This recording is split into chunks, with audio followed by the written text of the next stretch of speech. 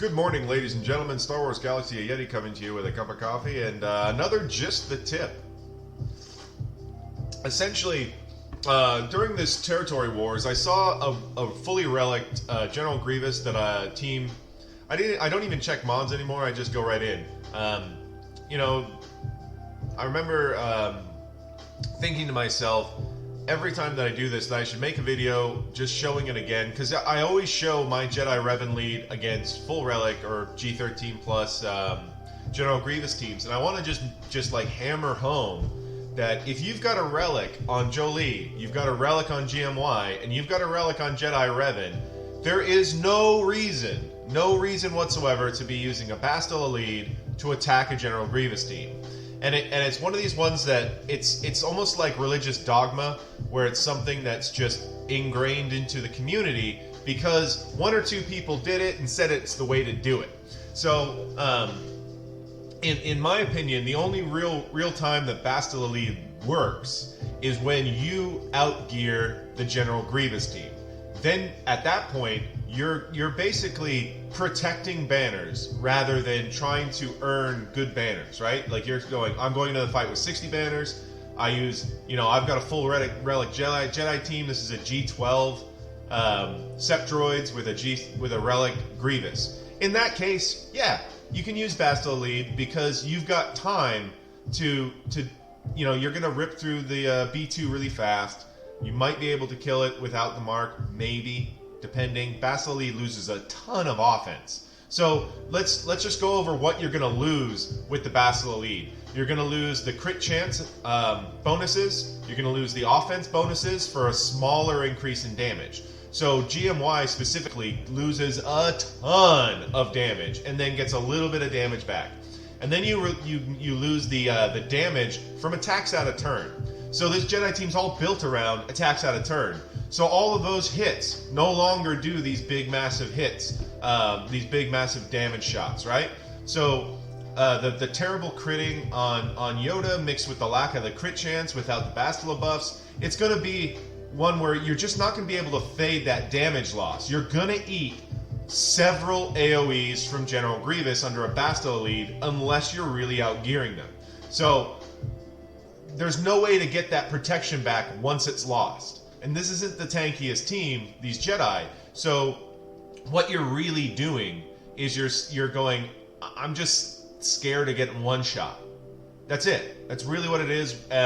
It's this weird kind of protective thing. And in the long run, you're going to lose a lot more banners using that Bastila lead and blowing 2 marks to get Grievous out of the picture. And that's if you can kill Grievous. So one of the things I always see when I'm watching GAC for other people, other content creators, is when they run that Bastila lead, they always struggle to kill Grievous fast. They struggle to kill B2 fast. It's a nightmare. And it's one of those ones where I literally just want to, every time I see it, just be like, dude, just use your Jedi Revan lead. You've got the relic on Jolee. You've got the relic on GMY. You've got the relic on Jedi Revan. That's all you need. You really don't need any more.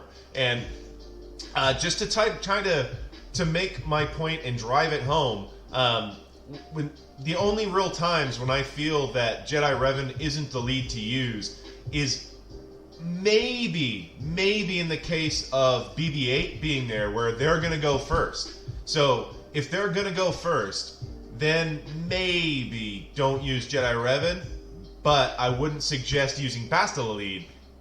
I would suggest using your Night Sisters. Use Night Sisters in that case. You're getting 55 banners, but you're going to get through. It doesn't matter if they go first. You've got all of the Night Sister mechanics that can really work through a General Grievous team. So if you've got the relic on DACA, it's only a 1 relic requirement. You can go and you can smash that General Grievous team, or you can use your Padme team, because once again, it doesn't matter if you're going first. If they're going first, because you're gonna fist pump when it's Padme's turn. You've got all of the protection up mechanics that's gonna stop the crits. So it's one of those where like you're gonna eat one bad AoE there, and then you're on the road to recovery, and you're probably gonna get a solid like 56, 57, 58 banner win. So these are the options that I do, or I think about when I'm gonna go up against a General Grievous team with all the relics. you know, for Wat Tambor, I use my Jedi Revan lead. No worries. I throw them. If it's a low gear Wat Tambor like G10, G11, I can still start off the exact same way that I do against a General Grievous team with a Relic Droideka. It's the same thing. I just go AOE, like AOE turn meter pass to Yoda. Yoda does his AOE. Almost always, that Wat Tambor is going to be dead unless it's like 7-star and G12 or Relic or whatever. Then you have to use a mark, and that gets a little bit more messy because you're going to have to do basically what that Bastila lead does, which is eat 3 or 4 AOEs before you can clear the team. So in that case, it's absolutely 100% mandatory to have at least Relic 4 or Relic 5 on your Jolee, because your Jolee needs to be standing, because the whole fight's going to be dependent on him getting at least 1 or 2 res up. And so with that, you're going to be doing a lot of turn meter passing to Jolee, trying to make sure that he always has a resurrect ready to go. So the strategy varies on the Wat, which I'll show one of those when I do get a chance to make it, because I haven't really been able to go up against a really tanky Wat Tambor yet. So I'm sure in Territory Wars in the future I'll be able to do that, and I'll get the footage and I'll get it out to you guys with an addendum on the whole Wat Tambor thing, and I'll show you how it goes. Anyway, I'm going to show you the mods on my team right now and the levels that we're using essentially. It's one of those ones where I do have a pretty heavily developed Jedi team, but I haven't gone ridiculously overboard on what I use. So what I'm using against General Grievous is this team right here. The Relic on Bastila is not necessary. She's kind of modded like trash. I modded her a long time ago and I never really changed it. So she's only like plus 117 speed, and she's just modded for protection, which is really not what I want, but at the same time, I haven't really felt the need to change it because she's a bit part. I really only use her in GAC and Territory Wars, and it's not been a problem. So here's my Jedi Revan. I keep him pretty fast. He's at 145. If you look here, health and protection is not crazy. And then you look down at his damage. His damage isn't crazy, but it's pretty good. I've got a offense primary on his triangle. That's more because of the speed. I keep meaning to change it to a crit damage, but the crit damage health ones with good speed get taken elsewhere. So in the end, I'm not really worried about Jedi Revan doing a ton of damage. That's my Yoda job. This team is built around getting Yoda to do ridiculous things. My Yoda here, he's got 60,000 health, 61,000, and then he's got a tiny bit of protection, which isn't a big thing. But in a Jedi Revan team, you're going to get a lot of health regen from your Jolee and from your Saber Toss, and from basically from attacks out of turn. You're going to keep your protection nice and full. So it's not something I'm super worried about in terms of him being tanky. He's only got 68 speed because he's got a offense primary on the triangle. On the arrow, and then he's got a crit damage triangle.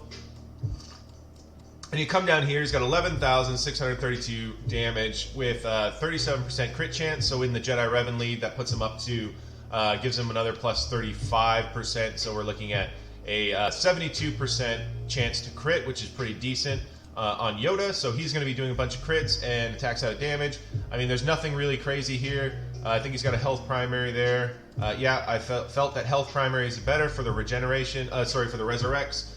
Then he's got offense here. Obviously crit damage here. And then, of course, he's got, obviously, offense in the only spot he can have offense. And then offense here. So we've got a lot of offense on this guy. That's kind of the point. Then we look at Bastila. Like I said, she's modded like trash. I've been meaning to remod her for frickin' ages. And, 113. But she's just not very important to me. So we've got 63 and 92. I mean, so tanky-ish. Not a ton of damage. 6,000 there, which for a Relic character, Relic 4 is not great. And then I'm not really worried about her critting or doing damage or whatever. She's there to get the buffs out and to get the protection regen from her battle meditation. So there's that. And then we look at Hermit. Hermit, I keep him fairly fast, not super fast. He's at 114. So in that Jedi Revan lead, he's going to get plus 35, so he's going about 300. Not a lot of health and protection. It's not really something I'm worried about. Hermit, with his evade and stuff and stealth, he can die, he cannot die, it depends. Like, he generally is fine. So basically, Hermit's there to get Master's Training out, and then I don't have the Zeta here. I really would like to have the Zeta here to get that protection regen, which would provide a lot better banners. So whereas I would get 60 banners if I had that Zeta, I'm only getting like 58, 59. So this is something to think about.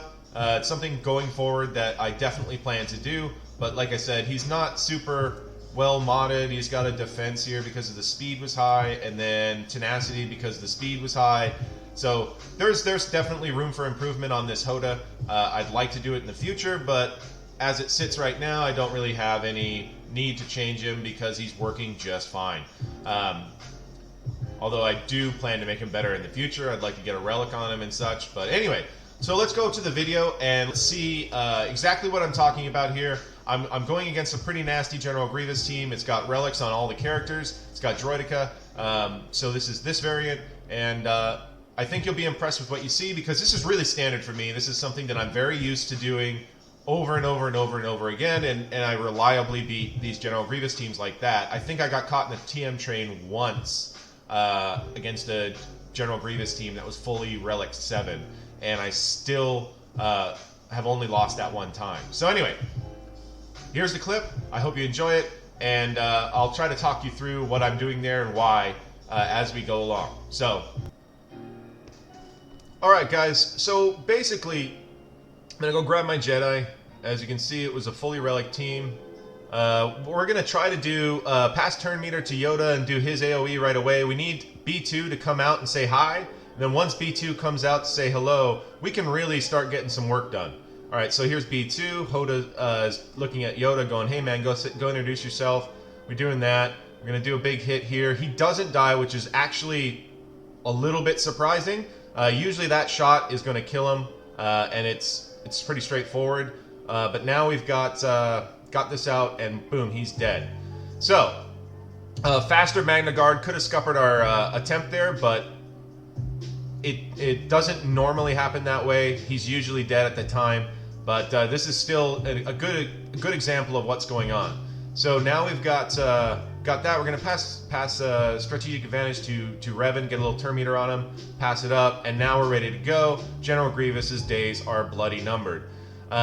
Pretty straightforward, this fight.